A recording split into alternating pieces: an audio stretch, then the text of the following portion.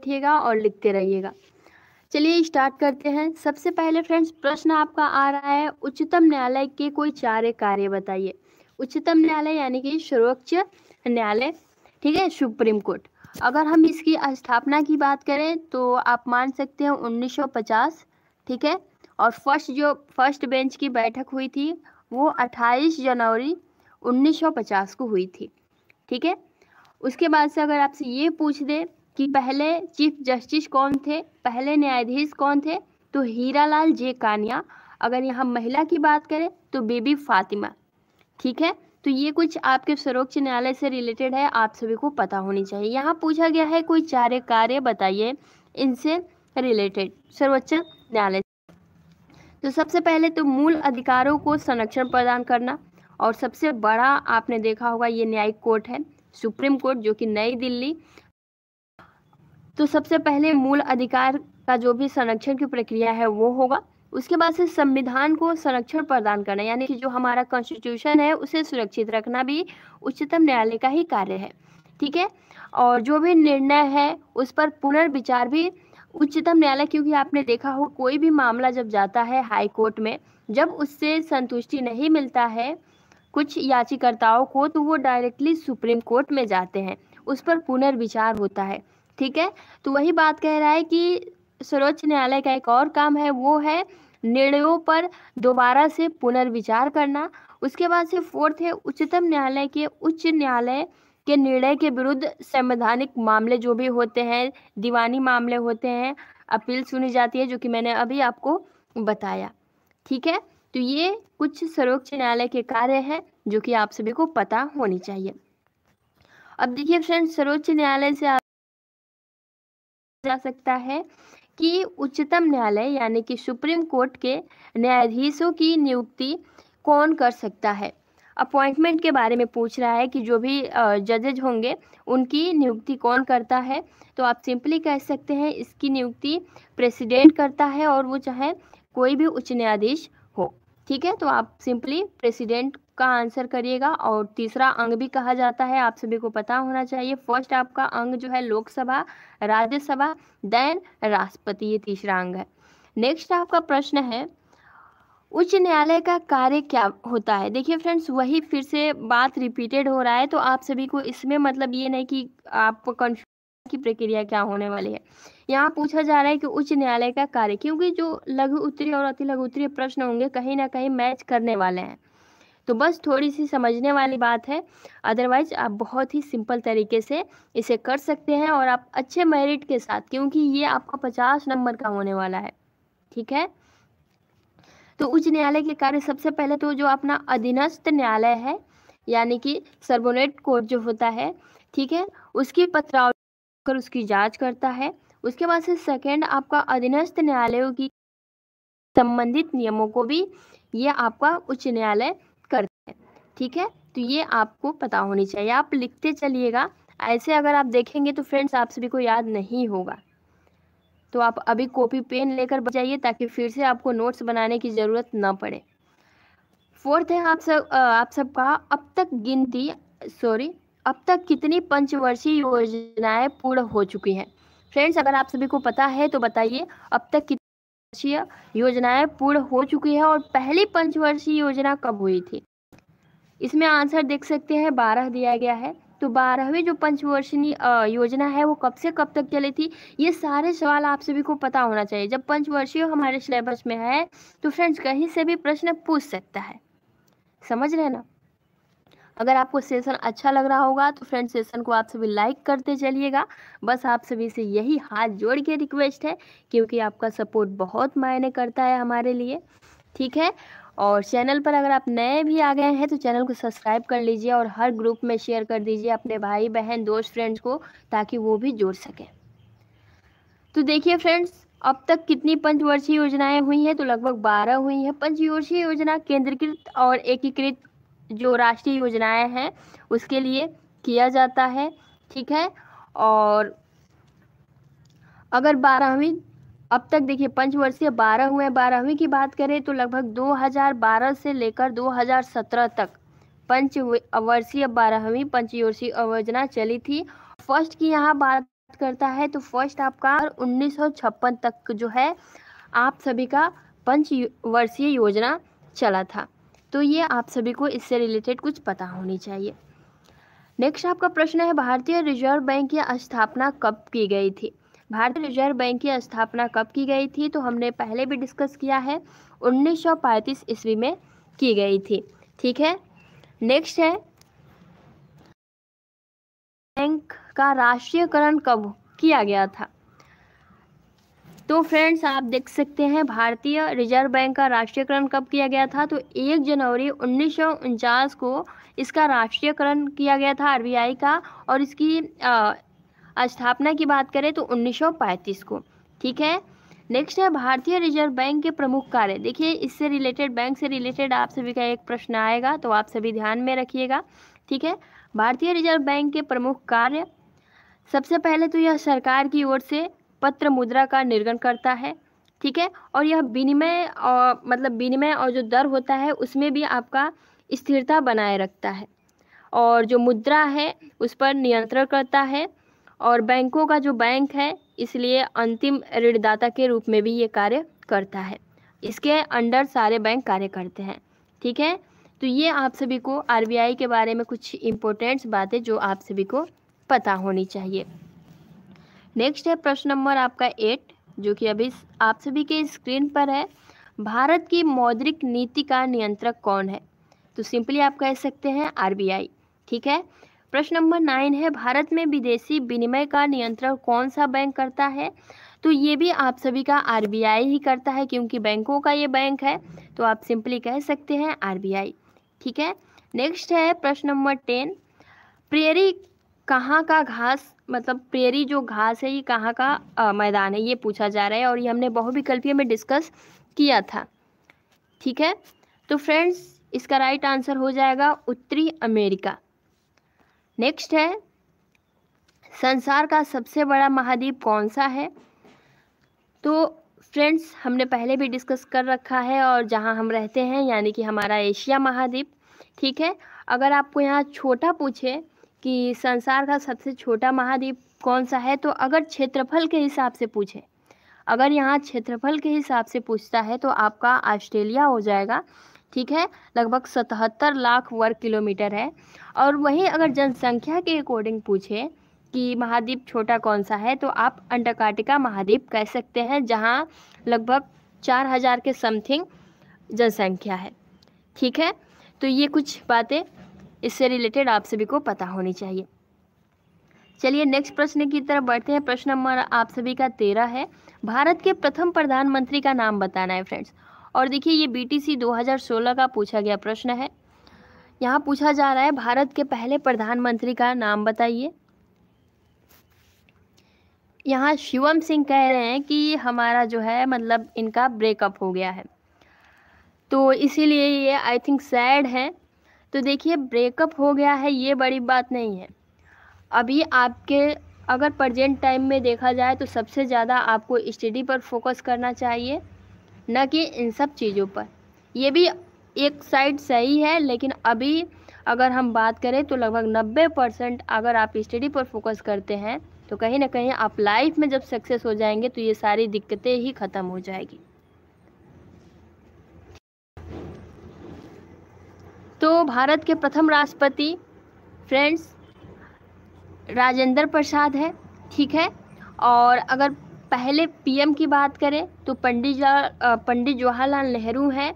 कब से कब तक रहे? तो 15 अगस्त 1947 जब हमारा आज़ाद हुआ है ना, 1947 से लेकर 1964 तक आई थिंक, है ना फ्रेंड्स। चलिए नेक्स्ट प्रश्न की तरफ बढ़ते हैं। प्रश्न नंबर आपका 14 है, भारत में मुगल वंश की नींव किस शासक द्वारा डाली गई? ये भी आप सभी का 2016 का प्रश्न है कि भारत में मुगल वंश की नींव किस शासक द्वारा डाली गई थी? तो बाबर द्वारा जो है नींव डाली गई थी मुगल वंश का। ठीक है, नेक्स्ट है चौसा का युद्ध किसके मध्य हुआ था? फ्रेंड्स आपको ये युद्ध याद होना चाहिए, बिहार के बक्सर के आसपास ये युद्ध हुआ था, है ना, और जिसमें हुमायूं जो है जान के डर से, खोने के डर से भाग गया था। तो ये किसके मध्य हुई थी? तो हुमायूं और शेरशाह कब हुआ था? तो 1539 को, ठीक है, 1539 को हुआ था। नेक्स्ट प्रश्न की तरफ बढ़ते हैं। शेरशाह का बचपन का क्या नाम था? तो शेरशाह का बचपन का नाम फरीद था। प्रश्न नंबर नेक्स्ट है, अकबर के कार्यकाल में आमिल का क्या कार्य था? तो वो क्या था? तो वो राज्य वसूली, ठीक है। तो ये बीटीसी 2016 का पूछा गया आपका प्रश्न है। जहांगीर द्वारा लिखी गई आत्मकथा का क्या नाम था? तो तुझके जहांगीरी, ठीक है, जहांगीरी, ये जहांगीर द्वारा लिखी गई आत्मकथा था। अब यहाँ आपको ऐसे भी पूछ सकता है कि तुझके जहांगीरी किसने लिखा है, ये या फिर ये कौन सी विधा है? तो आप सिंपली फाइंड आउट कर सकते हैं कि ये आपकी आत्मकथा है, अपने बारे में ही लिखी गई है, ठीक है। नेक्स्ट है प्रश्न नंबर आप सभी का 19 कि अकबर ने किन किन पर्यटक स्थलों का निर्माण किया है? आपसे यहाँ पूछा जा रहा है कि अकबर ने अब तक किन किन पर्यटक स्थलों का निर्माण किया है। फ्रेंड्स, अगर आपको सेशन अच्छा लग रहा हो तो आप सेशन को एक बारी लाइक कर दीजिए।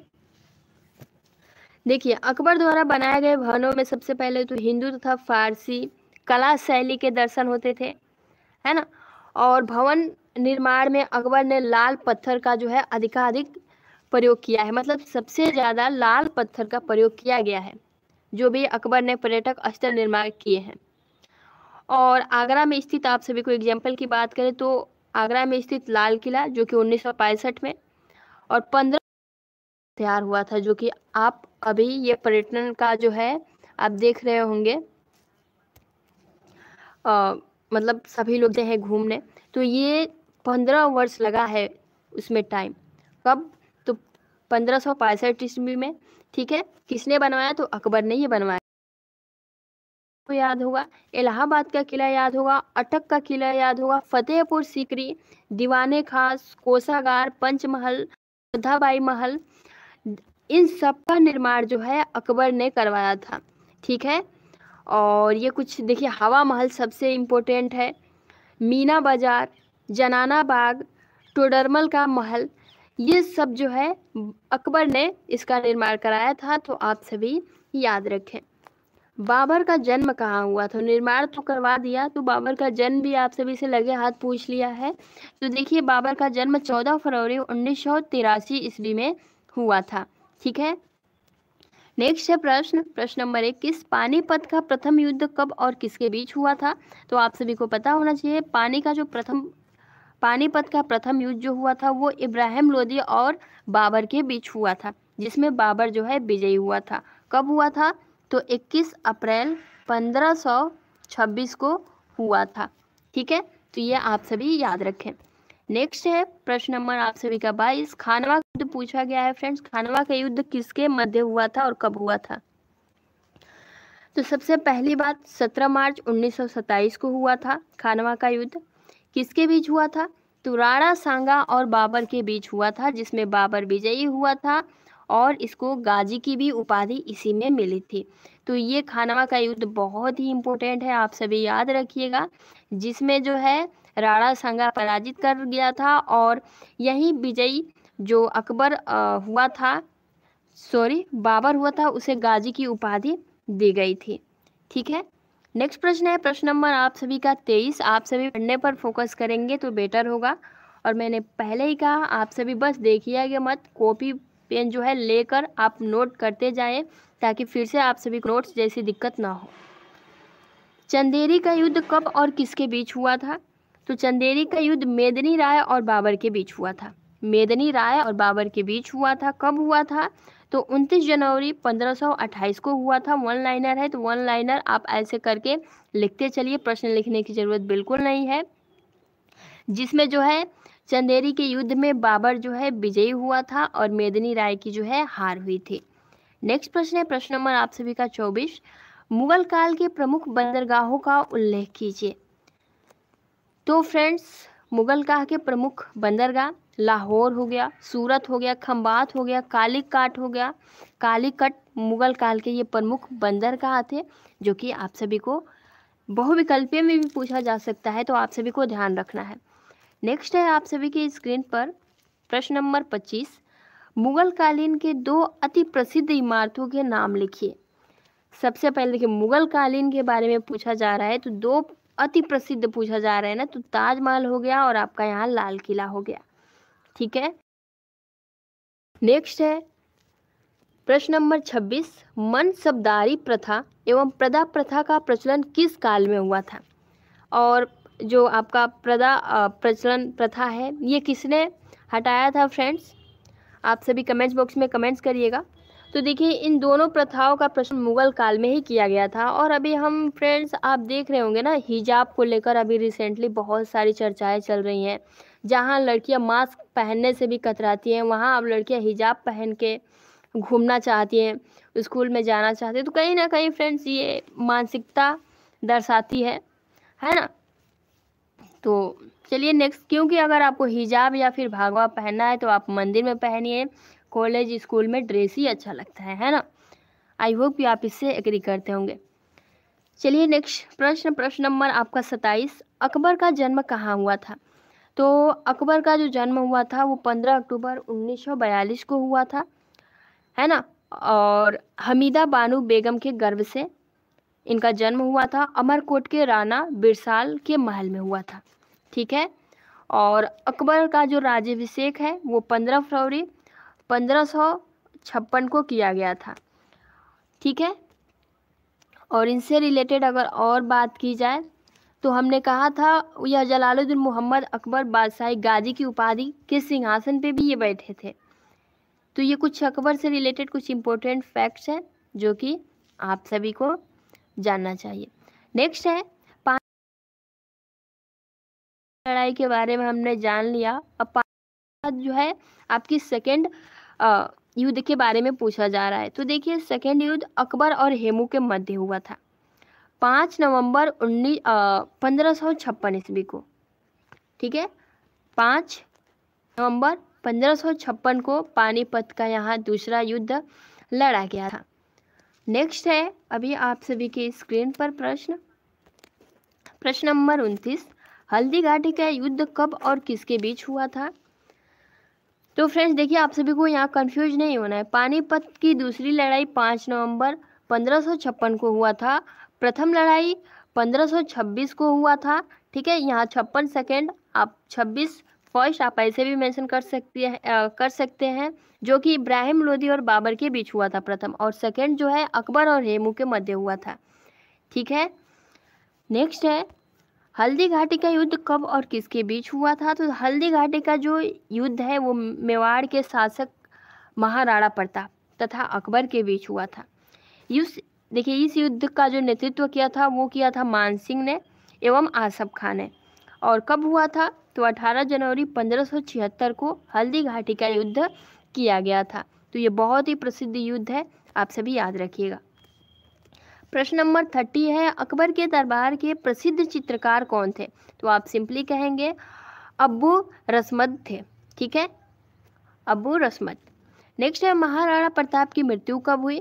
तो महाराणा के प्रताप की मृत्यु 57 वर्ष के जब थे तभी हो गई थी। 19 फरवरी 1597 में इनकी मृत्यु हो गई थी महाराणा प्रताप की। ठीक है, नेक्स्ट है दिन-ए-इलाही धर्म स्वीकार करने वाला प्रथम एवं अंतिम हिंदू शासक कौन था? तो वो था आपका बीरबल। ठीक है, अकबर बीरबल, आप इनके बारे में बहुत सुने होंगे। तो दिन-ए-इलाही धर्म स्वीकार करने वाला प्रथम एवं अंतिम हिंदू शासक था, वो था बीरबल। नेक्स्ट है प्रश्न नंबर आपका 33, अकबर के शासनकाल के प्रमुख गायक कौन थे? तो फ्रेंड्स सबसे पहले तो आप सभी को पता होगा तानसेन, बाज बहादुर और बाबा रामदास एवं बैजू बावरा। ये 2 बहुत प्रसिद्ध हैं, तानसेन और बैजू बावरा। ठीक है, तो आप सभी को ध्यान रखना है, ये अकबर के शासनकाल के प्रमुख गायक थे। नेक्स्ट है बीटीसी 2016 का पूछा गया प्रश्न है, अंटार्कटिका की खोज में गए भारतीय दल के कुल कितने सदस्य थे? तो 21 सदस्य थे। ठीक है, 21 सदस्य थे। और फ्रेंड्स अंटार्कटिका जो कि जनसंख्या के हिसाब से सबसे छोटा महाद्वीप है, अगर क्षेत्रफल के हिसाब से बात करें तो ऑस्ट्रेलिया सबसे छोटा है। तो ये भी आप सभी इसके साथ याद करते चलिए। नेक्स्ट है समवर्ती सूची में आने वाले 4 विषयों के नाम बताइए। समवर्ती सूची जिसमें चिकित्सा आता है, शिक्षा आता है, धार्मिक संस्थाएं आती है और उद्योग आता है। 2016 का पूछा गया आपका ये प्रश्न है। प्रश्न आपके रिपीटेड होंगे, ध्यान रखिएगा। भारत की तीनों सेनाओं का प्रधान कौन होता है? तो वो आपका प्रेसिडेंट होता है। ठीक है। बाबरनामा किसके द्वारा लिखी गई? तो ये आपका बाबर द्वारा लिखा गया और ये विधा जो है वो आत्म कथा है, यानी कि खुद पर ये लिखी गई है बाबरनामा, बाबर द्वारा। नेक्स्ट है प्रश्न नंबर आप सभी का 38, कबूलियत किसे कहा जाता है? तो देखिए कबूलियत अगर बात करें, जो भी किसान है, किसानों द्वारा जो भी अपनी भूमि एवं उस पर देय लगान का विवरण सरकार को जब लिखित रूप में दी जाती है तो उसे हम कबूलियत कहते हैं। ठीक है। नेक्स्ट है हल्दी घाटी का युद्ध कब और किसके बीच हुआ? तो अभी हम लोगों ने डिस्कस किया कि 18 जून 1576 में हुआ था। महाराणा मेवाड़ के राजा महाराणा प्रताप और अकबर के बीच हुआ था, है ना। नेक्स्ट है भारत में फ्रांसीसियों की असफलता के 2 कारण क्या थे? बीटीसी 2016 का ये पूछा गया प्रश्न है कि भारत में जो फ्रांसीसी थे उनकी हार का क्या रीज़न था? तो सबसे पहले रीज़न की बात करें तो कंपनी की जो आर्थिक स्थिति थी वो अच्छी नहीं थी, जो उनकी इकोनॉमिक था, ठीक है, वो सही लेवल का नहीं था। साथ ही जो उनके कर्मचारी थे कंपनी के कार्यों से अधिक रुचि नहीं लेते थे। जब इकोनॉमिक सही नहीं होगा, जब उनको अच्छी सैलरी नहीं मिलेगा तो फिर उसमें वो रुचि क्यों दिखाएंगे, है ना। तो ये जो है भारत में फ्रांसीसियों की असफलता का मुख्य रीजन था। ठीक है। नेक्स्ट है हुमायूं और शेरशाह के बीच कौन सा युद्ध हुआ था? तो आप सभी को पता होना चाहिए चौसा का युद्ध हुआ था, जो कि अभी हम लोगों ने डिस्कस किया। ठीक है।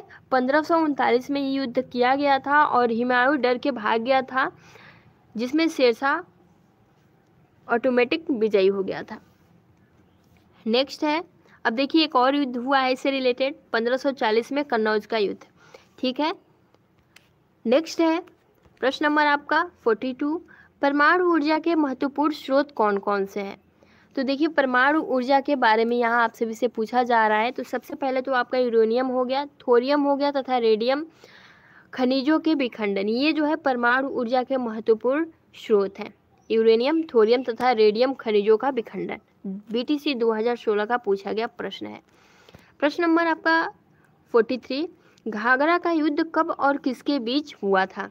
घाघरा का युद्ध आप सभी को पता होना चाहिए, अफगानों एवं बाबर के बीच हुआ था, जिसमें बाबर की विजय हुई थी। कब हुई थी? तो 6 मई 1529 को। तो अभी तक हमने जितने भी सन पढ़े हैं कहीं ना कहीं 1500 तो आप सभी को अच्छे से मेंशन कर लेना है। शबनम मैथ की क्लास आपकी रात 9:30 बजे आएगी। ठीक है। नेक्स्ट प्रश्न की तरफ बढ़ते हैं। प्रश्न नंबर आपका 44, बाबर की पुत्री कौन थी तथा बाबर का उत्तराधिकारी कौन था? तो गुलबदन का नाम सुना। बाबर की पुत्री कौन थी? तो बाबर की पुत्री गुलबदन बेगम थी। ठीक है। तथा बाबर का उत्तराधिकारी जो था वो था हुमायूं। तो ये आप दोनों अच्छे से याद रखें। नेक्स्ट है प्रश्न नंबर 45, कब हुआ था? देखिए अब ये रह गया है, तो आप सभी को पता होना चाहिए औरंगजेब का पिता कौन था? तो वो था शाहजहां। माता का नाम क्या था? तो मुमताज था। और उसका जन्म कब हुआ था? तो 3 नवंबर 1618 ईस्वी में हुआ था। कहाँ हुआ था? तो उज्जैन के निकट दोहद नामक स्थान पर हुआ था। ठीक है। तो औरंगजेब के बारे में बस आप इतना याद रखिए, औरंगजेब का पिता शाहजहां था, इसकी माता मुमताज थी। जन्म कहाँ हुआ था? तो जन्म कब हुआ था? तो 1618 में हुआ था। तो उज्जैन के निकट दोहद नामक स्थान पर हुआ था। ठीक है। नेक्स्ट प्रश्न की तरफ बढ़ते हैं। प्रश्न नंबर आपका 46, दीवाने खास तथा दीवाने ए आम किस शासक द्वारा बनाए गए हैं? तो ये आपके शाहजहां द्वारा बनाए गए हैं। तो लेबल देख सकते हैं 2016 के प्रश्नों का। नेक्स्ट है निम्नलिखित में से धात्विक पदार्थों को छाट कर लिखिए। गंधक, अभ्रक, तांबा, सोना, कोयला आप सभी को दे दिया गया है। ठीक है। अब इसमें बोल रहा है कि धात्विक जैसे आप कह सकते हैं लोहा, धातु वाले लोहा हो गया, तांबा हो गया, सोना हो गया। तो यही हमें फाइंड आउट करना था। ठीक है। नेक्स्ट है, भारतवर्ष में सबसे अधिक सोना किस स्थान पर पाया जाता है? भारतवर्ष में सबसे अधिक सोना किस स्थान पर पाया जाता है? तो कर्नाटक में पाया जाता है। कहाँ? तो कोलार की खानों में। ठीक है। नेक्स्ट है, बॉक्साइट का क्या उपयोग होता है? तो हवाई जहाज का जब निर्माण होता है ना, ये प्रश्न आप सभी का पहले भी पूछा जा चुका है, तो आप सभी याद रखिए। तो ये आपका बॉक्साइट का उपयोग जो है हवाई जहाज के निर्माण में करा जाता है। ठीक है। नेक्स्ट है प्रश्न नंबर आपका 50, फिर से पंचवर्षीय योजना से रिलेटेड आ गया है। देख सकते हैं किस योजना का मुख्य उद्देश्य समावेशी विकास था? जब 2014 में सरकार चेंज हुई थी माननीय नरेंद्र मोदी जी की, तब जाके इसमें समावेशी विकास को लेकर कुछ अहम कदम भी उठाए थे और इसी के तहत ये प्रश्न बना है। 12वीं पंचवर्षीय योजना 2012 से 2017 तक चली थी और इसका जो मुख्य उद्देश्य था वो था समावेशी शिक्षा का विकास करना, सबको समान शिक्षा। ठीक है। नेक्स्ट है आपका अणु शक्ति ऊर्जा संरक्षण केंद्र की स्थापना कब की गई थी? तो अणु शक्ति ऊर्जा संरक्षण केंद्र की स्थापना सन 1962 में की गई थी। ठीक है। नेक्स्ट है, चित्तौड़ प्रदेश में पाए जाने वाले 2 पशुओं के नाम बताइए। चित्तौड़ आप सभी से पूछा जा रहा है। तो सबसे पहले तो आपका जंगली भैंस आप सभी को आई थिंक पता होगा, उसके बाद से जंगली घोड़ा भी होता है, जो कि चित्तौड़ प्रदेश में ये 2 पशु पाए जाने वाले हैं। ठीक है। नेक्स्ट है, हुमायूं की असफलता का क्या कारण था? तो अभी हमने युद्ध के बारे में पढ़ा। तो पहले तो हुमायूं की भूलें थी और दूसरा उनके जो भी घर वाले सगे संबंधी थे, तो कहीं ना कहीं रीजन ये भी था कि हुमायूं को जो है भागना पड़ा था युद्ध छोड़कर, है ना, जो कि चौसा का युद्ध हुआ था, आपको याद होगा 1539 में। तो वही ये पूछ रहा है कि हुमायूं की असफलता के 2 रीजंस क्या थे, जिसमें शेरशाह की विजय हुई थी, जो चौसा का युद्ध हुआ था, और हुमायूं की आप कह सकते हैं तानाशाही भी कह सकते हैं, सगे संबंधी भी इसके साथ नहीं थे इस वजह से। नेक्स्ट है, जहांगीर द्वारा विजित 4 राज्यों के नाम बताइए। तो पहला तो कंधार हो गया, मेवाड़ हो गया, अहमदनगर हो गया, कांगड़ा हो गया। तो ये जहांगीर द्वारा विजित 4 राज्य हैं। ठीक है, विजय प्राप्त किया हुआ। नेक्स्ट है प्रश्न नंबर आपका 55, औरंगजेब ने दक्षिण भारत में किन राज्यों पर आक्रमण किया था? तो बीजापुर हो गया तथा गोलकुंडा, औरंगजेब ने जो है आक्रमण करा था। नेक्स्ट है प्रश्न नंबर 56, भारत में अंग्रेज और फ्रांसीसियों के बीच संघर्ष के 2 कारण लिखिए। तो भारत और अंग्रेज के फ्रांसीसियों के बीच संघर्ष का यहाँ पूछा जा रहा है कि संघर्ष क्यों हुआ। तो पहले तो भारत में व्यापारिक प्रतिस्पर्धा तथा जो अंग्रेज तथा फ्रांसीसी थे वो राजनीतिक महत्वाकांक्षाओं को लेकर भी कहीं ना कहीं संघर्ष देखने को था, और जो भी व्यापारिक मुद्दे थे उसको लेकर भी यहाँ दिखा था। नेक्स्ट है प्रश्न नंबर आपका 57, बंदोबस्त के 2 लाभ बताइए। अस्थायी बंदोबस्त क्यों होने चाहिए? देखिए, सबसे पहले तो इससे जो भी कंपनी है, ठीक है, जो भी उनकी इकोनॉमिक्स है उस पर बड़ा प्रभाव पड़ता है। मतलब अगर अस्थायी हो जाए तो, है ना, तो कंपनी तथा लोगों के आर्थिक हितों में अधिक प्रभावित होता है, रक्षा करता है, और इससे राज्य को एक निर्धारित आय आती है जो कि समय पर प्राप्त हो जाती है, चाहे वो पैदावार हो या ना हो। अस्थायी बंदोबस्त का यही मतलब होता है। ठीक है। नेक्स्ट है, लॉर्ड विलियम बेंटिंक के 4 सामाजिक सुधार कहना है। तो लॉर्ड विलियम बेंटिंक के 4 सामाजिक सुधार, सबसे पहले तो सती प्रथा का अंत, इनका भी आता है नाम, और राजा राम मोहन राय का भी नाम आता है। अगर ऑप्शन में दोनों दे दिए हो तो सबसे फर्स्टली आप इनको ही मेंशन करेंगे। ठीक है। अगर ये ऑप्शन में नहीं है फिर आप राजा राम मोहन राय को मेंशन करेंगे। ठीक है। तो सबसे पहले तो इन्होंने सती प्रथा का अंत किया, ठगी को समाप्त किया, प्रेस के प्रति जो है उदार दृष्टिकोण समाप्त किया, और जो भी बाल हत्या तथा मानव बलि को भी इन्होंने निषेध किया है। ठीक है, यानी कि जो भी बाल हत्याएं होती हैं या फिर देखा होगा आपने पूजा के नाम पर मनुष्यों की बलि दी जाती थी, तो इनको मतलब इन्होंने इसके समक्ष कार्य किया है और इसको खत्म किया है। प्रश्न नंबर आप सभी का 59 है और हम भी सोचे रेगुलर। ये पूछा गया है कि इनके दो दोष लिखिए। सबसे पहले तो गवर्नर जनरल परिषद की दया पर निर्भर होना, है ना। गवर्नर जनरल जो राज्यपाल, परिषद के दया पर निर्भर होना और सर्वोच्च न्यायालय का अस्पष्ट क्षेत्राधिकार, ये दोनों रेगुलेटिंग एक्ट के दोष हैं, जो कि 2017 का पूछा गया प्रश्न है। प्रश्न नंबर आप सभी का 60 है। लॉर्ड क्लाइव की दो उपलब्धियां आप सभी को यहाँ बताना है। सबसे पहले उपलब्धि तो ईस्ट इंडिया कंपनी की शक्ति बढ़ाना। ईस्ट इंडिया कंपनी जो कि आप जानते ही होंगे 1919, तो सबसे पहले तो लॉर्ड क्लाइव द्वारा इसकी शक्ति पर फोकस गया, बढ़ाया गया, और दूसरा जो है की विजय भी की गई थी, अर्काट। ठीक है, नेक्स्ट है प्रश्न नंबर आपका 61। प्लासी का युद्ध के बीच हुआ था। तो प्लासी का जो युद्ध हुआ था वो हुआ था ब्रिटिश ईस्ट इंडिया कंपनी तथा बंगाल के नवाब सिराजउद्दौला के बीच हुआ था। फ्रेंड्स, प्लासी का युद्ध कब हुआ था, थोड़ा आप एक बार कमेंट्स बॉक्स में कमेंट्स करके बताइएगा, प्लासी का युद्ध कब हुआ था। नेक्स्ट है प्रश्न नंबर आप सभी का 62। संसद के 3 अंग कौन कौन से हैं, दोनों सदनों के नाम लिखिए। मैंने आपको स्टार्टिंग से ही बताया है, संसद के 3 अंग होते हैं, राष्ट्रपति, लोकसभा और राज्यसभा। ठीक है, नेक्स्ट है प्रश्न नंबर आप सभी का 63। धात्विक पदार्थ के 2 उदाहरण लिखिए।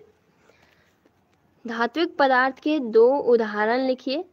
तो फ्रेंड्स देखिए, आपका लोहा हो गया, तांबा हो गया, जस्ता हो गया, चांदी हो गया, टीन हो गया, तो सारे जो है वो धात्विक पदार्थ के उदाहरण है, धातु वाले। ठीक है, नेक्स्ट है प्रश्न नंबर आप सभी का 64 कि टुंड्रा प्रदेश में चलने वाली बर्फीली हवाओं को क्या कहा जाता है। तो आप सभी को पता होना चाहिए, जो टुंड्रा प्रदेश है उसमें जब बर्फीली हवाएं चलती है तो उसे हम बिलजार्ड कहते हैं। ठीक है, तो पुर्गा तथा बिलजार्ड, ये दोनों आप नाम याद कीजिए, टुंड्रा प्रदेश में चलने वाली ये बर्फीली हवाओं का नाम है। और प्लासी का युद्ध हमने आप सभी से पूछा था, तो प्लासी का युद्ध ईस्ट इंडिया कंपनी और सिराजउद्दौला के बीच हुआ था। कब हुआ था, तो आई थिंक 1657 ईस्वी में हुआ था, है ना। नेक्स्ट है प्रश्न नंबर आप सभी का 65। स्थल मार्ग किसे कहा जाता है। तो स्थल मार्ग हम किसे कहते हैं, तो जमीन पर बने रास्ते को जिस पर हम लोग चलते हैं उसे ही हम लोग स्थल मार्ग कहते हैं। अच्छा, अब स्थल मार्ग की बात आई है तो पृथ्वी पर कितना भाग जो है स्थल मार्ग का है, क्या आप सभी को पता है। 1/4 आई थिंक 29%। फ्रेंड्स, आप एक बार सर्च आउट करके बता दीजिए कि क्या ये सही है, क्योंकि मुझे तो यही लग रहा है कि अगर पृथ्वी पर स्थल मार्ग के बारे में पूछ रहा है तो 1/4 यानी कि 29% है ना। नेक्स्ट है, यहाँ अंजलि जी बोल रही हैं 1/4, मतलब चलिए आप सभी बहुत समझदार हैं। नेक्स्ट प्रश्न की तरफ बढ़ते हैं। प्रश्न नंबर आपका 66। मरुस्थलीय प्रदेश किसे कहते हैं। तो फ्रेंड्स, आप सभी को पता होना चाहिए, जो भी मरुस्थलीय या फिर रेगिस्तान ऐसे भौगोलिक क्षेत्रों को कहा जाता है जहाँ जलपात या फिर अन्य क्षेत्रों की काफी कम होती है, यानी वर्षा तथा हिमपात का योग। ठीक है, नेक्स्ट है प्रश्न नंबर आपका 66। कोयला खनिज तेल किस प्रकार की खनिज है। तो फ्रेंड्स, कोयला खनिज जो है ये आपका अधात्विक होता है। बीटीसी 2017 का पूछा गया प्रश्न है, तो आप सभी याद रखें। ठीक है, सदाबहार वन किसे कहा जाता है। तो उष्णकटिबंधीय को सदाबहार वन कहा जाता है। ठीक है फ्रेंड्स, उष्णकटिबंधीय को सदाबहार जो है वन कहा जाता है, जो भूमध्य रेखा के दक्षिण या फिर उत्तर में लगभग 28 डिग्री के भीतर पाया जाता है। ठीक है, और ये कहाँ है, तो एशिया, ऑस्ट्रेलिया, अफ्रीका, दक्षिण अमेरिका, मध्य अमेरिका और प्रशांत द्वीपों में पाया जाता है, यानी कि हमारे एशिया में भी पाया जाता है। ठीक है, पृथ्वी यहाँ 1/3/4 जल के बारे में, पृथ्वी पर जल बिल्कुल 3/4 है ना। 3/4 है। यहाँ अंजलि जी बिल्कुल आप सही बोल रही हैं। और अगर यहाँ पृथ्वी भाग स्थल पूछे तो 1/4 है। तो आप सभी इन बातों पर फोकस अच्छे से करिएगा, बहुत ही इंपॉर्टेंट है, बहुविकल्पीय में पूछा जा सकता है। नेक्स्ट है प्रश्न नंबर आपका 69 कि भारत का प्रथम नागरिक कौन होता है। देखिए फ्रेंड्स, सबसे पहली बात, भारत का जो प्रथम, जब राष्ट्रपति को तीसरा अंक मान लिया गया है, तो अगर आप पॉलिटिकल उठाएंगे ना, तो अगर इससे रिलेटेड आपको ज़्यादा प्रेसिडेंट से रिलेटेड ही प्रश्न मिलते हैं, तो आप सभी इसका भी ध्यान रखिएगा, ठीक है। और वीडियो को अगर आपने अभी तक लाइक नहीं किया है तो बस आपसे यही कहेंगे कि वीडियो को एक बार लाइक कर दीजिए। तो इसका राइट आंसर हो जाएगा प्रेसिडेंट जो है भारत का प्रथम नागरिक होता है। नेक्स्ट है, और आर्टिकल 72 के तहत, आर्टिकल 72 क्या है फ्रेंड्स बताइएगा, आर्टिकल 72 क्यों प्रचलित है, अगर आपको पता होगा तो आप जरूर बताना। नेक्स्ट है प्रश्न नंबर आपका 70, संसदात्मक व्यवस्था किसे कहते हैं।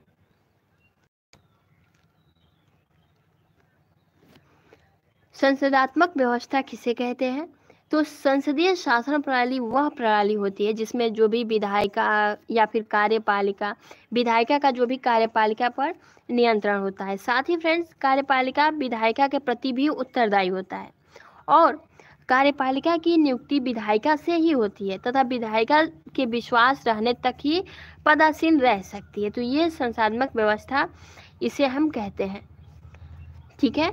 नेक्स्ट है प्रश्न नंबर आपका, राज्यसभा के कितने सदस्यों को राष्ट्रपति द्वारा मनोनीत किया जाता है। तो आप सभी को पता होना चाहिए, राज्यसभा के लगभग 12 ऐसे सदस्य होते हैं जो राष्ट्रपति द्वारा मनोनीत किए जाते हैं। इसका थ्योरी का पढ़ा था, तब भी डिस्कस करा था।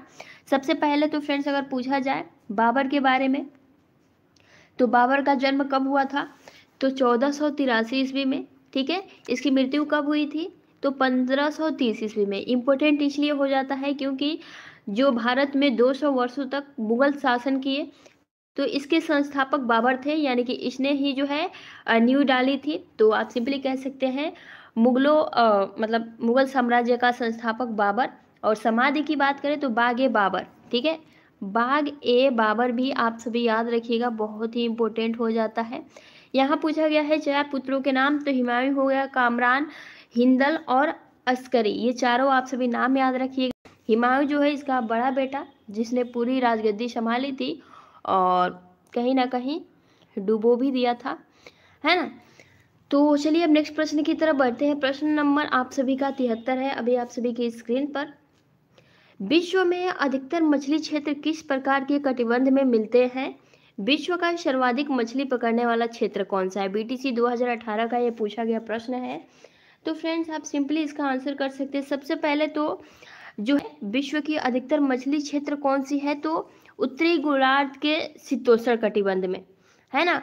और सर्वाधिक मछली पकड़ी कहाँ जाती है, तो प्रशांत महासागरीय द्वीप विश्व का जो है सबसे बड़ा मत्स्य ग्रहण क्षेत्र है। तो आप सभी इस बात को याद रखिए क्योंकि हो सकता है कि आपके बहुविकल्पीय में ये प्रश्न बन जाए, ठीक है।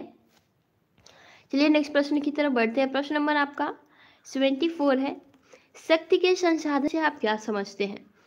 तो फ्रेंड्स शक्ति के संसाधन से देख सकते हैं, जैसे अगर आप कहें तो मानव की जो भी इकोनॉमिक यानी कि आर्थिक गतिविधियां हैं, उनके संचालन में जिन संसाधनों से शक्ति की आपूर्ति होती है उन्हें हम शक्ति संसाधन कहते हैं, ठीक है। जैसे कि आपका कोयला हो गया, पेट्रोलियम हो गया, प्राकृतिक गैस हो गया, परमाणु खनिज हो गए, तो ये सब कुछ क्या है, ये एक संसाधन है, शक्ति के संसाधन है।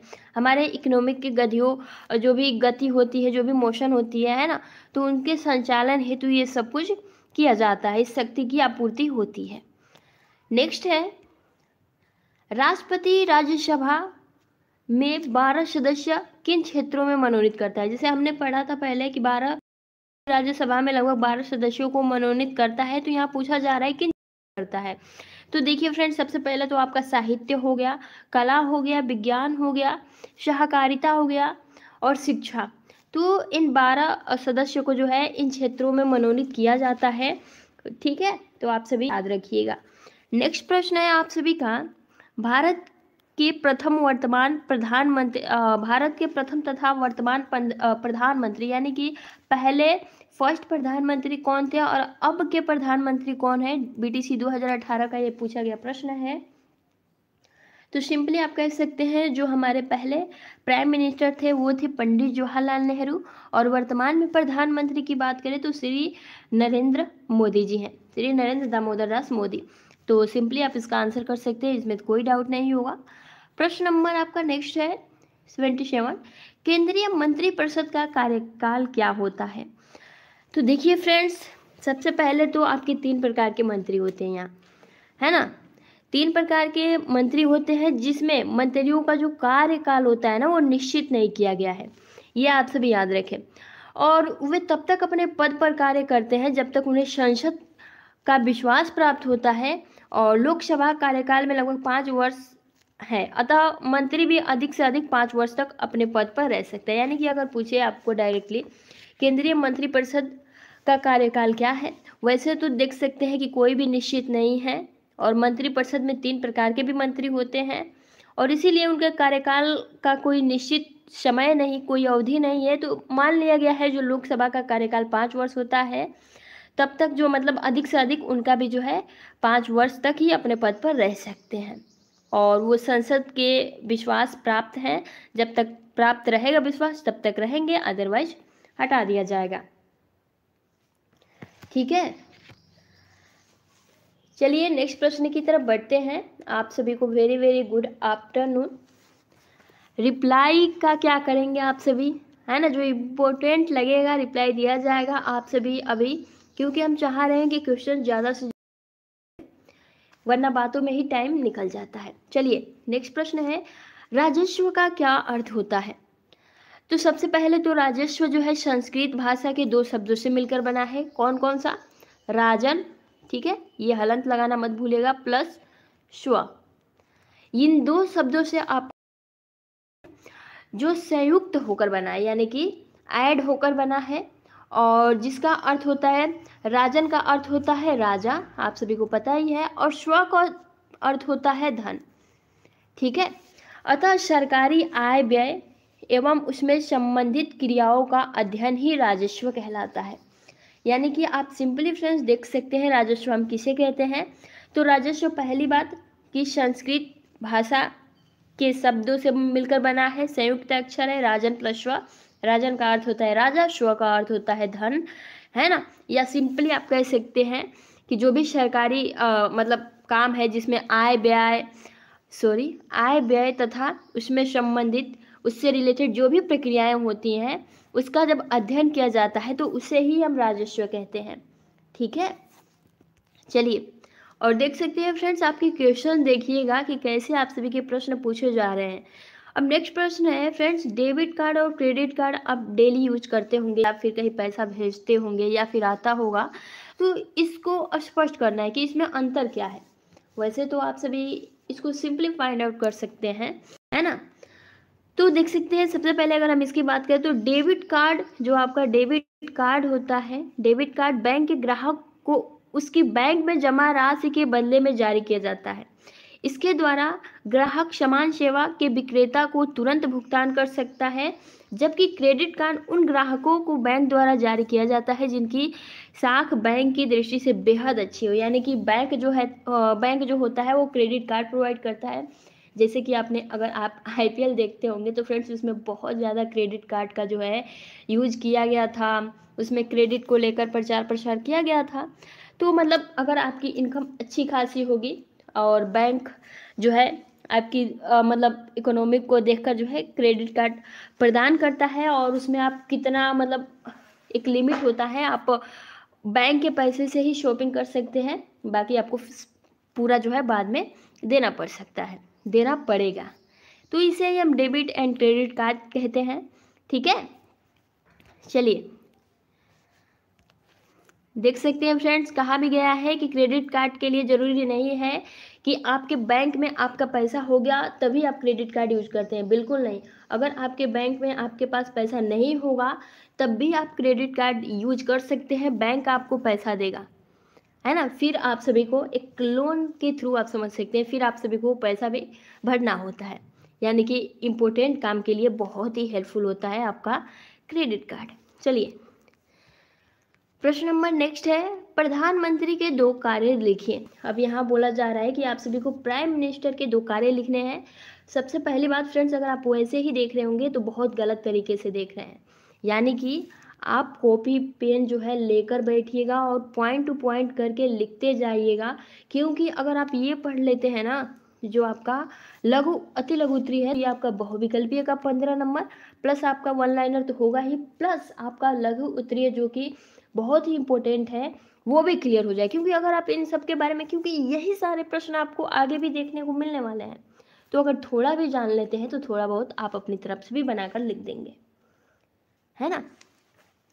और सेशन अगर आप सभी को अच्छा लग रहा हो तो एक बार लाइक कर दीजिए, और जो भी आपके दोस्त फ्रेंड्स हैं उनको भी शेयर कर दीजिए। देखिए फ्रेंड्स, वह मंत्रिपरिषद का नेता है और सभी विभागों के संबंध में जानकारी प्राप्त करने का उसे अधिकार है। किसको? तो प्राइम मिनिस्टर को, यानी कि जो अभी हमारे वर्तमान में प्राइम मिनिस्टर है, आप सभी को पता ही होगा। वो विभिन्न विभागों में मतभेद को भी सुलझाता है, जैसे कि आपने देखा होगा विभिन्न विभागों में, अगर वो नेशनल लेवल पे बात हो फिर भी, अंतर्राष्ट्रीय इंटरनेशनल पे बात हो फिर भी, जैसे कि यूक्रेन का मामला था, सुलझाया गया प्राइम मिनिस्टर की तरफ से। और साथ ही फ्रेंड्स, प्रधानमंत्री मंत्रिपरिषद के निर्णयों की सूचना राष्ट्रपति को देता है, यानी कि प्रधानमंत्री ही मंत्रिपरिषद में क्या हो रहा है, उनका निर्णय क्या है, ये सब कुछ जो है प्रेसिडेंट सूचना देना भी प्रधानमंत्री का काम होता है। ठीक है, तो बस इतना लिखना है। बीटीसी 2017 का पूछा गया प्रश्न और बहुत बारी रिपीट भी होता है, तो ध्यान रखिएगा। प्रश्न नंबर आपका 81 है, उच्च न्यायालय के 2 कार्य लिखिए। उच्च न्यायालय, तो यहाँ सबसे इम्पोर्टेंट हो जाता है, यानी कि उच्च न्यायालय सुप्रीम कोर्ट, ठीक है। और उच्च न्यायालय के निचली अदालतों की अपील और रीट याचिका भारत के संविधान के अनुच्छेद 226 के तहत रीट याचिका उच्च न्यायालय का मूल जो है विधि क्षेत्र है। यानी कि उच्च न्यायालय के 2 कार्य, सबसे पहले तो आपने देखा होगा जो भी मतलब जो भी आपके जैसे वो चाहे आपका यूपी हाई कोर्ट हो, राजस्थान हाई कोर्ट हो, कोई भी याचिकाएं अगर मतलब संतुष्ट नहीं होते हैं आप, ठीक है, रीट याचिका डाल सकते हैं इसको लेकर, उस पर कोर्ट सुनवाई भी करेगा और आगे की प्रक्रियाएं भी होगी। और किसके तहत? तो फ्रेंड्स इसमें कहा गया है आर्टिकल 226 के तहत, ठीक है। आपका 82, सुनामी से क्या अभिप्राय है? तो सिंपली आप कह सकते हैं सुनामी जो लहरें होती हैं वो समुद्री तटों पर आती हैं, यानी कि भीषण तरीके से, खतरनाक तरीके से, और इसमें जो है आपकी जान भी जा सकती है, आपकी संपत्ति भी जा सकती है, और इनकी भविष्यवाणी करना बहुत ही मुश्किल होता है। और जिस तरह भूकंप के बारे में भविष्यवाणी नहीं किया जा सकता है, उसी प्रकार हम सुनामी के बारे में भी कोई भी भविष्यवाणी नहीं कर सकते। यह अचानक से आता है और जिसमें आप सभी का जान, संपत्ति, सब कुछ नष्ट भ्रष्ट कर देता है। बस आप सभी इतना समझिए। और ये समुद्री तटों पर आता है, ठीक है। नेक्स्ट है प्रश्न नंबर आपका 83, भारत की सीमाओं पर स्थित देशों का नाम लिखिए। बीटीसी 2017 का पूछा गया प्रश्न है। तो भारत के सीमाओं पर कौन कौन से देश स्थित हैं?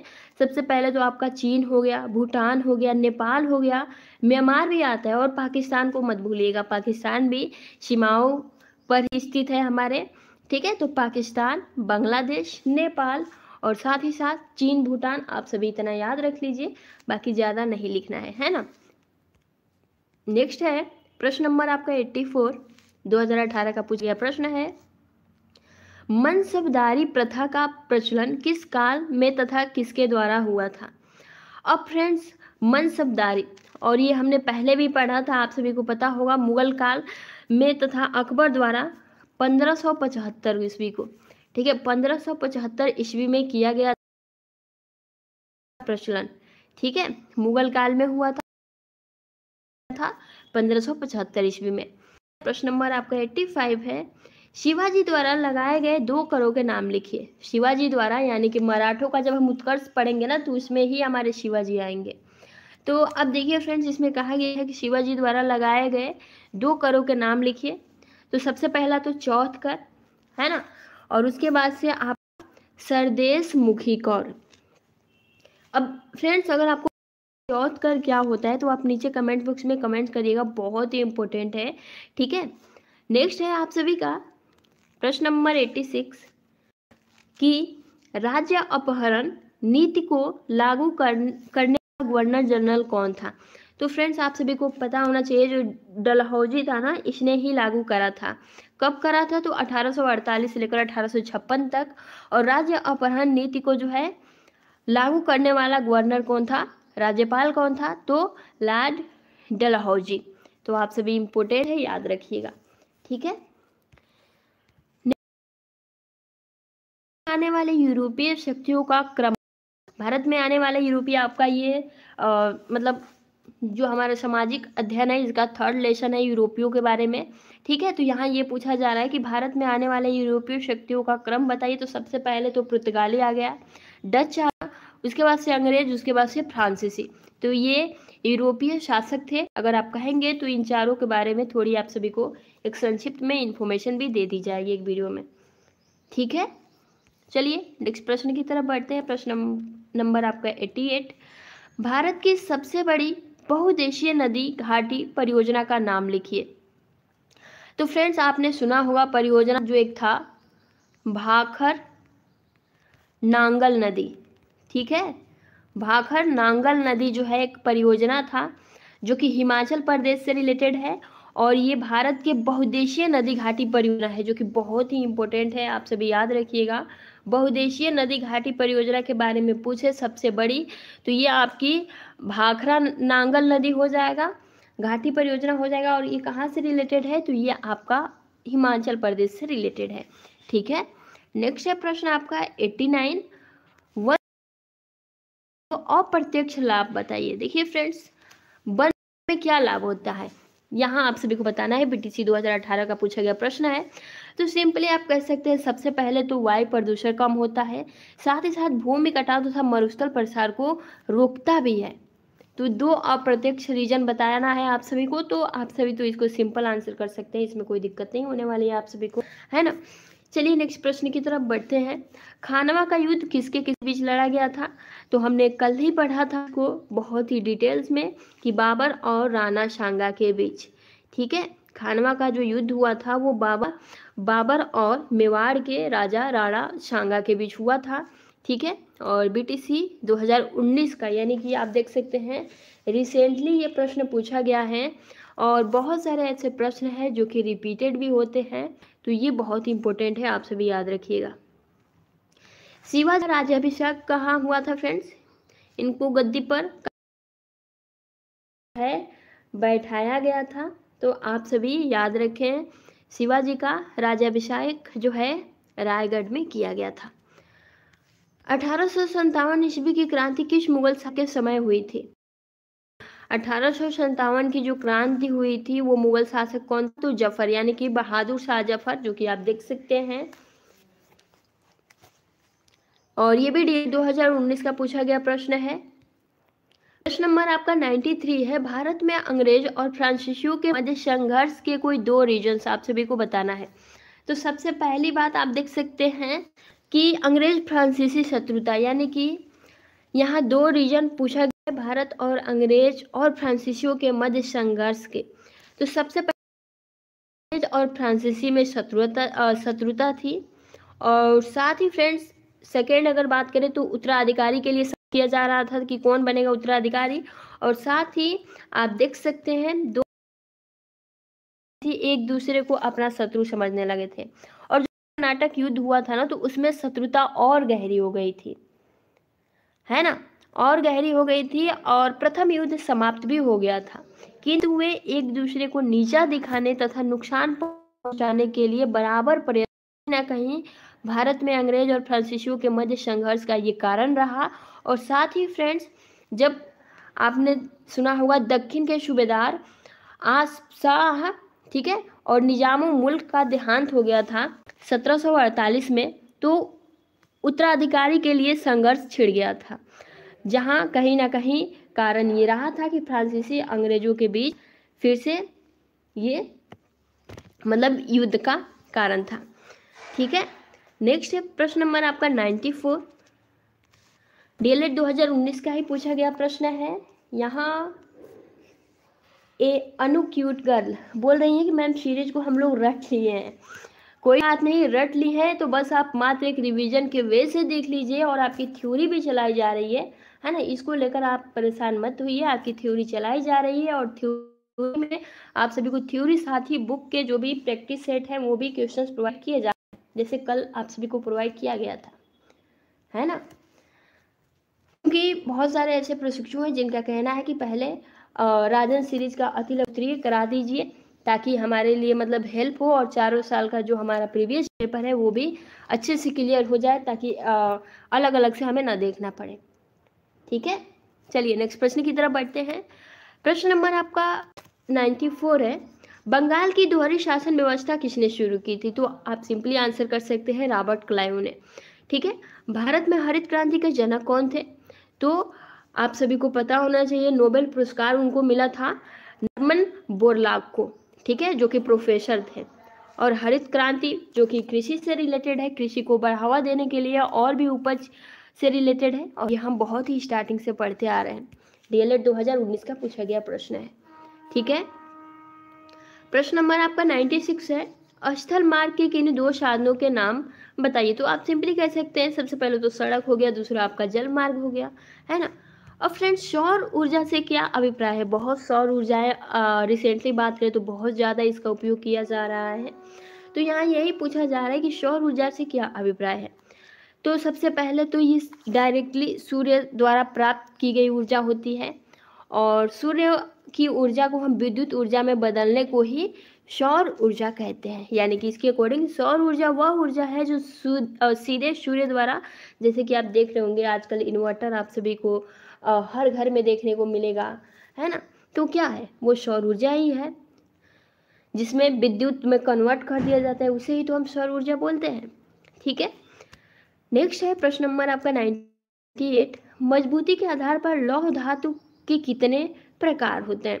तो हमने ये प्रश्न पहले भी डिस्कस कर लिया है। 4 प्रकार होते हैं, हेमेटाइट, मैग्नेटाइट, लिमोनाइटेड और सीडेराइट। ये आपके 4 प्रकार होते हैं मजबूती के आधार पर लौह धातु के, ठीक है, टाइप। चलिए नेक्स्ट प्रश्न की तरफ बात करते हैं। और फ्रेंड्स, क्रिस्टल के बारे में हमने पहले भी जाना था, जो अब भी आ गया है। तो ये आपका अफ्रीकी महाद्वीप, सहारा मरुस्थल महाद्वीप में स्थित है, तो अफ्रीकी महाद्वीप में स्थित है। ठीक है, नेक्स्ट है प्रश्न नंबर आपका 100, व्यापार के द्वारा वस्तुओं को दूसरे देश में बेचना क्या कहलाता है? तो हम इसे एक्सपोर्ट यानी कि निर्यात कहते हैं। और देखिए, व्यापार द्वारा वस्तुओं को दूसरे देश में बेचने को हम क्या कहते हैं?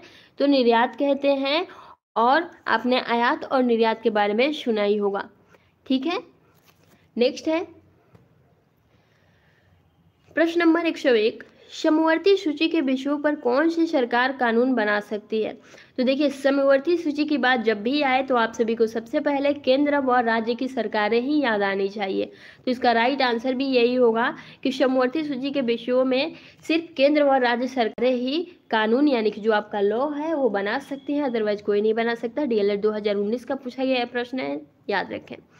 नेक्स्ट है प्रश्न नंबर 101, राज्यसभा के सदस्यों का कार्यकाल लिखिए और इसके 1/3 सदस्य कितने वर्ष बाद अवकाश ग्रहण करते हैं? तो देख सकते हैं यहाँ राज्यसभा यानी निम्न सदन के बारे में बोला गया है और कहा गया है कि इसके कार्यकाल लिखे। तो सबसे पहले हमने पहले भी जाना, राज्यसभा का जो कार्यकाल होता है वो 6 वर्ष होता है, और इसके 1/3 सदस्य कितने बाद मतलब कितने वर्ष बाद अवकाश ग्रहण करते हैं? तो लगभग 2 वर्ष बाद, ठीक है, 2 वर्ष बाद जो है अवकाश लेते हैं यानी कि ग्रहण करते हैं। ठीक है, चलिए, भारतीय संसद किससे मिलके बनती है? सबसे पहले संसद के 3 अंग होते हैं, आपका लोकसभा हो गया, राज्यसभा हो गया और प्रेसिडेंट हो गया। ठीक है, और यही प्रश्न यहाँ से घुमा फिरा के आप सभी से पूछा है, यही पूछ सकता है कि भारतीय संसद के कितने अंग होते हैं, या फिर तीसरा अंग कौन सा है, या फिर भारतीय संसद किससे मिलकर बना है। तो आप ये कोई भी क्वेश्चन पूछे आप बस इतना ही आंसर करिए, भारतीय संसद राष्ट्रपति, लोकसभा और राज्यसभा से मिलकर बनती है। ठीक है, चलिए नेक्स्ट प्रश्न की तरफ बढ़ते हैं। प्रश्न नंबर आपका 104, भारत में प्रथम पंचवर्षीय योजना कब प्रारंभ हुई? पंचवर्षीय योजना के बारे में हमने जान लिया था, ठीक है, और फिर से आप देख सकते हैं 12 पंचवर्षीय योजनाएं हैं, 2017 तक चली हैं। ठीक है, तो भारत में प्रथम पंचवर्षीय योजना के बारे में पूछ रहा है, तो 8 दिसंबर 1951 से लेकर 1956 तक। ठीक है, अब डच महल कहाँ है सकते हैं फ्रेंड्स, डच महल कहाँ है? तो डच महल जो है ये आपका महल जो है ये आपका केरल में है, और जिसका निर्माण किसने कराया था? तो पुर्तगालियों ने कराया था। कब कराया था? तो 1557 ईस्वी में पुर्तगालियों द्वारा डच महल का निर्माण कराया गया था, जो केरल में है। तो आप सभी याद रखें, डच क्या है? तो डच एक महल है। नेक्स्ट है प्रश्न नंबर आपका 106, पुराना किला कहाँ है? तो पुराना किला आपका दिल्ली में है। इसका निर्माण किसने कराया था? तो शेरशाह सूरी ने कराया था। कब कराया था? तो 40 से लेकर 44 ईस्वी तक। ठीक है, बस इतना याद रखिए। तो दिल्ली में है, किसने कराया? शेरशाह सूरी ने कराया। कब कराया? तो 1540 से लेकर 44 तक। चलिए नेक्स्ट प्रश्न की तरफ बढ़ते हैं। प्रश्न नंबर आपका 107, अकबर का मकबरा कहाँ है? तो अकबर का मकबरा आपका उत्तर प्रदेश में है, सिकंदरा में। ठीक है, और निर्माणकर्ता कौन? तो जहांगीर। कब? 1613 में। ठीक है, आई होप कि कोई डाउट नहीं होगा। फ्रेंड्स, आप सभी को सेशन अच्छा लग रहा होगा, तो बस आप सभी से एक ही रिक्वेस्ट है, वो भी हाथ जोड़ के, कि आप सेशन को एक बार जरूर लाइक करिएगा, क्योंकि आप भूल जाते हैं, और आपके लाइक और शेयर से ही हमें मोटिवेशन मिलता है। ठीक है, चलिए नेक्स्ट प्रश्न की तरफ बढ़ते हैं। जहांगीर महल अकबर का किला कहाँ है? तो उत्तर प्रदेश के आगरा फोर्ट में। ठीक है, इलाहाबाद उत्तर प्रदेश निर्माता यानी कि अकबर। तो यही आपसे पूछा गया है कि जहांगीर महल और अकबर का किला कहाँ है? तो जहांगीर महल जो है आपका उत्तर प्रदेश के आगरा में, और अकबर का किला कहाँ है? तो इलाहाबाद उत्तर प्रदेश में। निर्माणकर्ता यानी कि किसने बनवाया है? तो अकबर ने बनवाया है। ठीक है, चलिए नेक्स्ट प्रश्न की तरफ बढ़ते हैं। शीश महल, खास महल, दीवाने खास कहाँ है? देख सकते हैं प्रश्न, देखिए, शीश महल, खास महल और दीवाने खास कहाँ है? तो ये सभी महल जो है आपके आगरा में है, और इसके निर्माण भी शाहजहां ने ही करवाया था। जहांगीर महल, अकबर का किला अकबर ने निर्माण करवाया था। बाकी शीश महल, खास महल, दीवाने खास जो है ये आपके शाहजहां ने इसका निर्माण करवाया था, जो कि आगरा में है। नेक्स्ट प्रश्न की तरफ बढ़ते हैं। प्रश्न नंबर आपका 110, भारतीय संसद के दोनों सदनों की संयुक्त बैठक किस संबंध में आहूत होती है? तो आपका जो साधारण विधेयक होता है ना, उससे रिलेटेड होती है। ठीक है, नेक्स्ट प्रश्न की तरफ बढ़ते हैं। प्रश्न नंबर आपका 111, भारत की जलवायु को क्या कहते हैं? तो उष्णकटिबंधीय मानसूनी जलवायु कहते हैं, और ये तो बहुत सिंपल है ना। नेक्स्ट प्रश्न नंबर आपका 112, भारत में सिंचाई के साधन का संक्षिप्त विवरण दीजिए। अब देखिए फ्रेंड्स, सिंचाई जो भी, क्योंकि भारत जो है हमारा कृषि प्रधान देश है, तो हालांकि हम इसका आंसर सिंपली कर सकते हैं। सबसे पहले तो कुआं व नलकूप हो गया, है ना, जो कि अब लगभग समाप्ति हो गया है, क्योंकि अब जो भी आप देख रहे होंगे गांव में जो भी टेबल्स हैं, पता नहीं क्या बोलते हैं उसको, उससे सिंचाई होती है। ठीक है, और डायरेक्ट जब बिजली आता है तो पानी आता है, टबुल भी बोलते हैं शायद, आई थिंक। तो प्रतिशत सिंचित भाग और तालाब भी है, और आप यहाँ देख सकते हैं, यहाँ ये बोला गया है कुआं व नलकूप 61% सिंचाई भाग, और तालाब 3% सिंचित भाग, और नहर जो है 24%, और अन्य स्रोत जो है 11% है। हाँ, ट्यूबवेल सॉरी, कुछ ऐसा ही बोलते हैं। तो यहाँ यही पूछा गया है आप सभी से। प्रश्न नंबर आपका 113 है, विश्व का सर्वाधिक सिंचित क्षेत्र वाला देश कौन सा है? सर्वाधिक सिंचित वाला, तो सबसे पहले तो आप सभी को पता होना चाहिए, 21% लेकर जो है चीन है सबसे पहले, उसके बाद से भारत है 20.2%। ठीक है, 20.2% जो है भारत है, जो कि सिंचित क्षेत्र है, और फर्स्ट नंबर पे आपका यहाँ चीन है। ठीक है, नेक्स्ट है प्रश्न नंबर आपका 114, वर्तमान समय में सिंचाई के प्रमुख साधन क्या है? तो मैंने अभी बताया, वर्तमान समय में कुआं नहर दिया है, नहर चलिए मान लेते हैं, लेकिन कुआं आई थिंक लगभग समाप्त हो चुका है। ट्यूबवेल जो है ना, वही आजकल चल रहा है, ज़्यादा चल क्या रहा है, यही आजकल है ना। नेक्स्ट प्रश्न है, तो आप अपने हिसाब से इस क्वेश्चन का आंसर दीजिएगा, है ना, क्योंकि बुक जब पुरानी हो जाती है तो फिर। प्रश्न नंबर आपका 115 है, फ्रांसीसी ईस्ट इंडिया कंपनी की स्थापना किस वर्ष हुई थी? तो ईस्ट इंडिया कंपनी जो कि 1664 ईस्वी में एक सहकारी कंपनी थी, यानी कि पहले क्या थी, 1664 ईस्वी में एक सहकारी कंपनी थी और इस पर व्यापारी का नियंत्रण न होकर राजा का पूरा नियंत्रण था और फ्रांसीसियों का मुख्य उद्देश्य भारत व्यापार कर पूंजी एकत्र कर जो भी मेडागास्कर के उपनिवेश स्थापित करना था। और आपने बहुत बार ईस्ट इंडिया कंपनी के बारे में पढ़ा है, 1919, है ना। नेक्स्ट है प्रश्न नंबर आपका 116, असीरगढ़ का युद्ध कब हुआ था? तो अकबर द्वारा ये युद्ध लड़ा गया था, जो कि अकबर का अंतिम युद्ध था। अगर पूछे कि अकबर का अंतिम युद्ध कौन था, तो असीरगढ़ का युद्ध था, ठीक है, और जो कि 1601 में लड़ा गया था, 1601 ईस्वी में लड़ा गया था। लगभग अकबर ने 50 साल मुगल साम्राज्य में राज किया और जो भी हिंदू मुस्लिम थे, जो भी विवाद थे, कहीं ना कहीं सुलझाने का काम किया और सबसे ज़्यादा विस्तारित जो है अकबर ने ही किया, इसीलिए बहुत ज़्यादा नाम है, सबसे मुगल शासक, सफल शासक।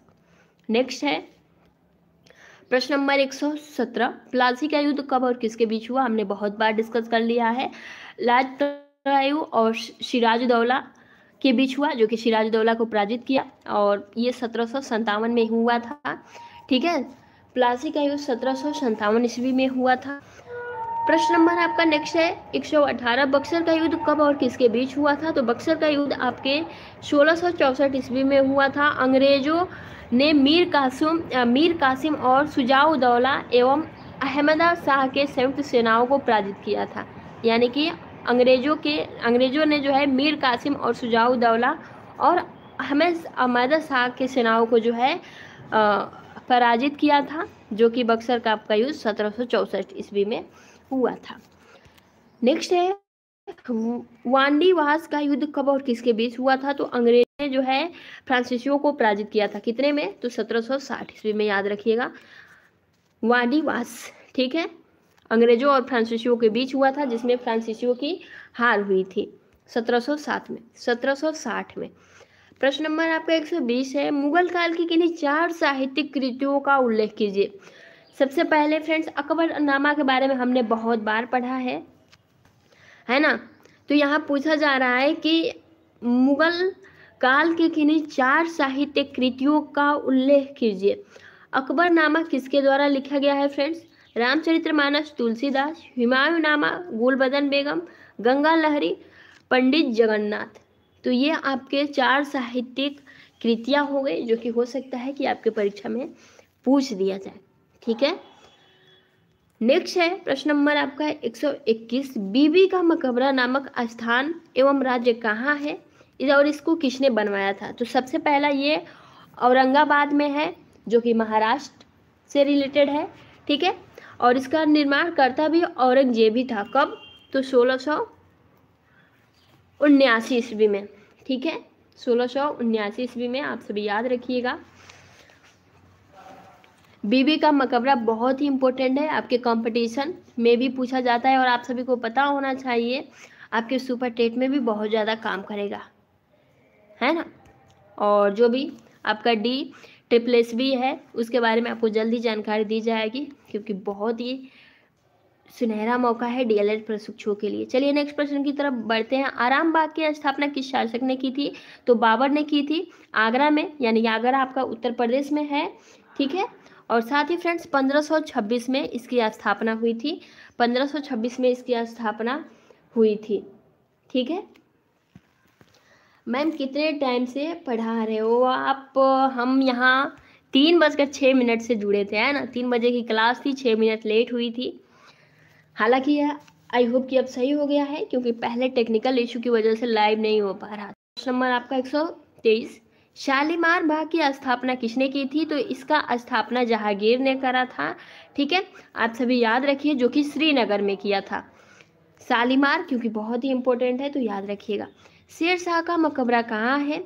तो शेरशाह का मकबरा आपका सासाराम, यानी कि बिहार में है, और इसके निर्माणकर्ता भी शेरशाह के पुत्र ने, ठीक है। और कब? तो 1539 से लेकर 1545 तक, तो आप सभी याद रखिएगा। नेक्स्ट है भारत में पक्की सड़क वाला राज्य कौन सा है? तो भारत में पक्की सड़कों अब तो लगभग देखा जाए तो भारत के सभी राज्य कहीं ना कहीं सही हो गए हैं। तो भारत में पक्की सड़कों वाला राज्य कौन है? तो आपका यहाँ महाराष्ट्र आंसर है। ठीक है, प्रश्न नंबर आपका 126 है। भारत के लाइनर क्वेश्चंस है तो हम जल्दी जल्दी डिस्कस करते हैं। भारत में सबसे बड़ा तो सबसे छोटा राष्ट्रीय राजमार्ग कौन सा है? तो सबसे बड़ा जो है राजमार्ग जो है 7 है और सबसे छोटा राजमार्ग आपका 47A है। तो आप सभी याद रखिएगा। भारत के प्रमुख निर्यात कौन कौन से हैं? तो भारत के प्रमुख निर्यात हो जाते हैं सूती वस्त्र, चाय और जूट आदि, जो कि भारत में बाकी आयात। ठीक है, नेक्स्ट है आप सभी का, भारत का सर्वाधिक व्यापार किस देश के साथ है? तो संयुक्त राज्य अमेरिका से है ना। तो इसीलिए फ्रेंड्स आप देख रहे होंगे जो भी यूक्रेन का मामला था, अमेरिका ने भी दबाव डाला था कि आप जो है साथ दीजिए। हालांकि यहाँ भारत बहुत मतलब क्योंकि सभी देशों से संबंध अच्छे हैं, इसीलिए जो भी वहाँ स्टूडेंट थे भारत के हम उन्हें ईजिली ला सके, है ना। तो सबसे ज़्यादा जो है व्यापार अमेरिका से है, संयुक्त राज्य अमेरिका से। WTO का पूरा नाम क्या है? यानी कि विश्व व्यापार संगठन, वर्ल्ड ट्रेड ऑर्गेनाइजेशन। ठीक है, WTO इसका फुल फॉर्म क्या होता है? तो वर्ल्ड ट्रेड ऑर्गेनाइजेशन, जिसका हिंदी विश्व व्यापार संगठन होता है। ठीक है, चलिए नेक्स्ट प्रश्न की तरफ बढ़ते हैं। कंगारू का देश किसे कहा जाता है? जब क्रिकेट मैच हर बार खेला जाता है तो आप बार बार सुनते हैं कंगारू को हराया भारत ने, है ना। तो ऑस्ट्रेलिया को कहा जाता है। चलिए नेक्स्ट प्रश्न की तरफ बढ़ते हैं। प्रश्न नंबर आपका 131, विश्व प्रसिद्ध पिरामिड कहाँ है? तो फ्रेंड्स आप को पता होना चाहिए, जो पिरामिड है ना वो हमारे मिस्र में है, आप सभी याद रखिएगा। ठीक है, नेक्स्ट है, दुनिया की छत किसे कहा जाता है? तो तिब्बत को कहा जाता है। तिब्बत को जो है दुनिया का छत कहा जाता है, तिब्बत के पठार को। ठीक है, तिब्बत के पठार को हम दुनिया के छत कहते हैं, दुनिया का छत कहते हैं, तो याद रखिएगा। यूरेशिया से आप क्या समझते हैं? तो यूरेशिया एशिया महाद्वीप के पश्चिम में यूरोप महाद्वीप है। और फ्रेंड्स यूरोप तथा एशिया मिलाकर ही यूरेशिया बना है। यानी कि यूरेशिया अगर आपसे पूछ जाए तो एशिया महाद्वीप के पश्चिम में यूरोप महाद्वीप है और यूरोप तथा एशिया को ही मिलाकर यूरेशिया बना है। तो आप सभी याद रखिएगा। नेक्स्ट है, विश्व की सबसे ऊंची चोटी कौन है? तो माउंट एवरेस्ट है, जो कि लगभग 8,848 मीटर है, हिमालय। ठीक है, तो माउंट एवरेस्ट आप सभी याद रखिए। मीना यदुवंशी अपडेट विद काजल आप टेलीग्राम पर सर्च करिएगा। ठीक है, तो आपको मिल जाएगा। चलिए नेक्स्ट प्रश्न की तरफ बढ़ते हैं। भारत में कुल क्षेत्रफल के कितने भाग पर कृषि की जाती है? तो लगभग 51% भाग पर जो है हम कृषि करते हैं।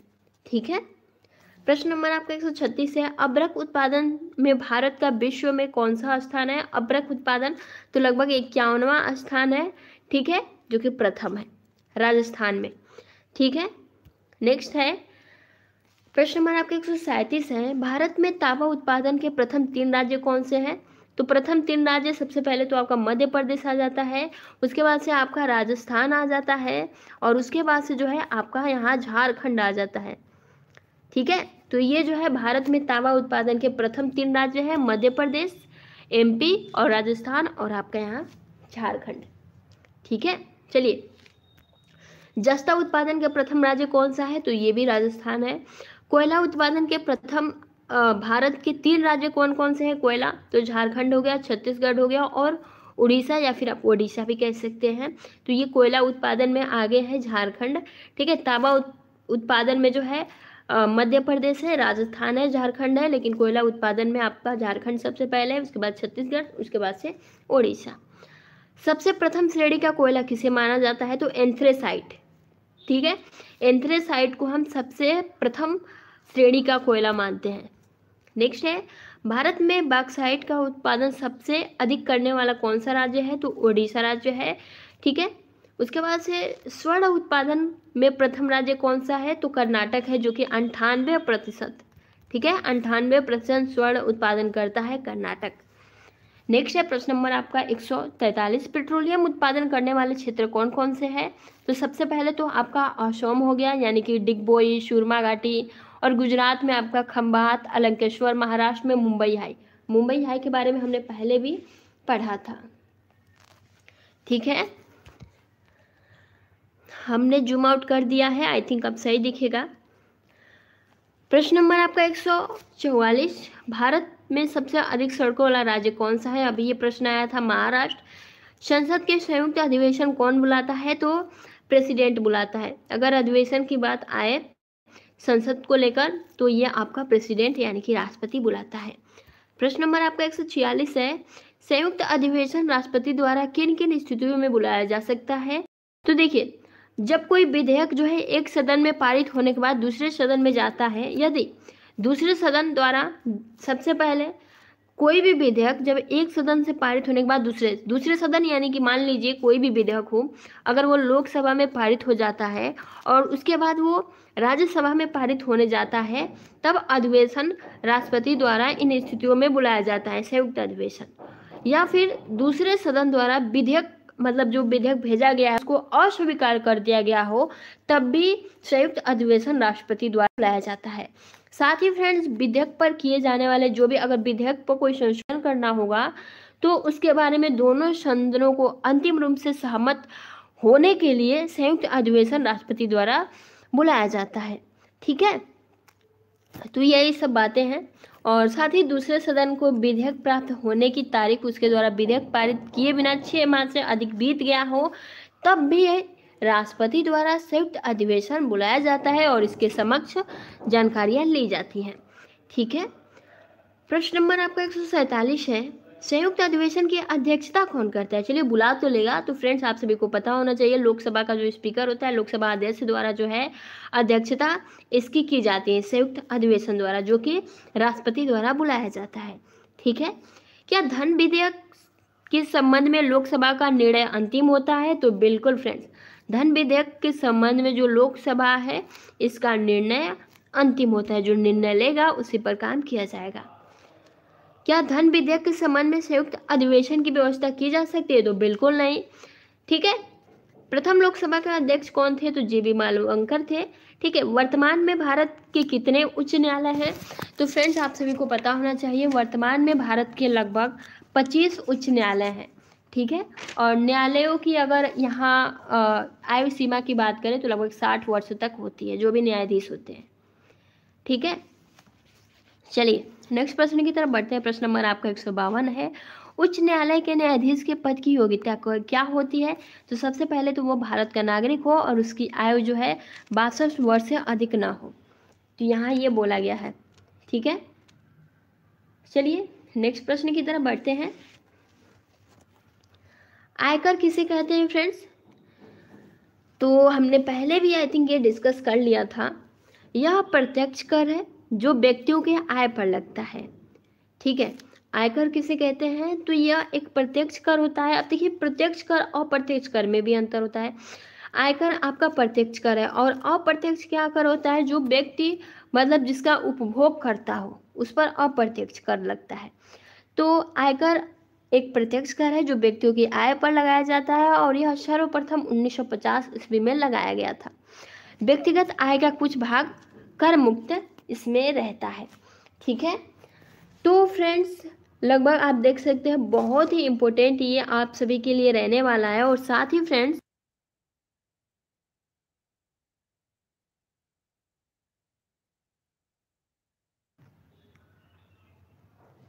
चाहे कोई क्वेश्चन हो, कोई डाउट हो या कोई कॉन्सेप्ट ना समझ आए, बोर्ड्स हो या जी नीट, पढ़ाई में कोई भी दिक्कत आ रही हो तो उसका सॉल्यूशन है फिलो ऐप। अपने डाउट्स को किसी भी टाइम क्लियर करें इन दीज 3 इजी स्टेप्स। सबसे पहले इस ऐप को प्ले स्टोर या ऐप स्टोर से डाउनलोड कर लें, अपने फोन नंबर से इजीली साइन अप कर लें, अपने क्वेश्चंस का पिक्चर लें या उसे टाइप करके सबमिट करें और फिलो आपको 60 सेकंड्स में इंडिया के टॉप एक्सपर्ट से लाइव कॉल पे कनेक्ट कर देगा। आप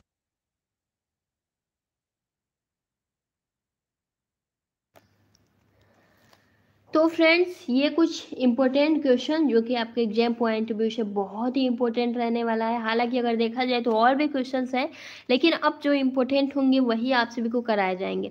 ये सारे इम्पोर्टेंट हैं जो आपके बहुविकल्पीय, लघु उत्तरीय और अति लघु उत्तरीय में काम करने वाले हैं, ठीक है।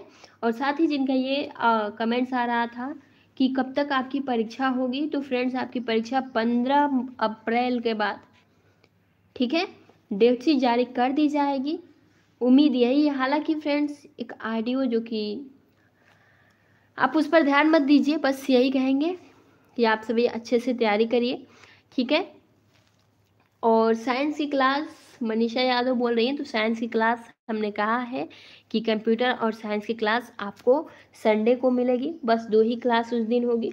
तो आप सभी बने रहें चैनल के साथ। और अगर आपने वीडियो को अभी तक लाइक नहीं किया है तो फ्रेंड्स आप वीडियो को एक बार लाइक कर दीजिए, ठीक है। और मिलते हैं फ्रेंड्स, तब तक के लिए आप अपना ख्याल रखिए। नेक्स्ट वीडियो में मैथ की क्लास 9:30 बजे में, ठीक है। तो आप सभी लाइव सेशन के साथ अभी तक जुड़े रहे, इसके लिए बहुत बहुत धन्यवाद। Thanks for watching, take care.